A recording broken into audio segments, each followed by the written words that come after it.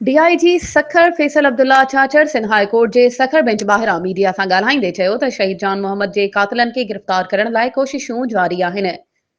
मुलविस जवाबदारनि खे तमामु जल्द गिरफ़्तार कयो वेंदो। कांस्टेबलनि जी भर्ती में बि का बि बेज़ाब्तगी रिपोर्ट न थी आहे। जेकॾहिं अहिड़ो कुझु थियो आहे त इन लाइ लाॻापियल फोरम मौजूदु आहिनि। हुन चयो त रमज़ान उल मुबारक दौरान मुआशी सरगर्मियूं तेज़ थी वेंदियूं आहिनि ऐं बदमनी जा वाक़िया बि वधी वेंदा आहिनि। कच्छी जो इलाइक़ो तमामु वसी आहे। पनुआकिल जे अगवा थियल ॿार जी बाज़ियाबी लाइ कोशिशूं जारी आहिनि। पनुआकिल जे अगवा थियल ॿार जी बाज़ियाबी लाइ भुंग घुरण जी कॉल नाहे आई। हिक सवाल जे जवाब में डीआईजी सखर चयो त प्रिया कुमारी जो केस हिकु ब्लाइंड केस आहे। हुन केस में को बि शाहिद नाहे।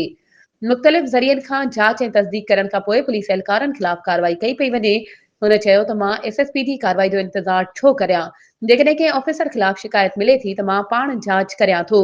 जेकॾहिं को ऑफिसर कंहिं सां ज़्यादती करे थो त इन ख़िलाफ़ कार्रवाई कई वेंदी आहे। अहिड़नि ऑफिसरनि खे ज़िले मां बि कढियो वेंदो आहे। जंहिं ऑफिसर ख़िलाफ़ शिकायतूं मिलियूं आहिनि इन ख़िलाफ़ जांच खां पोइ कार्रवाई कई वेंदी।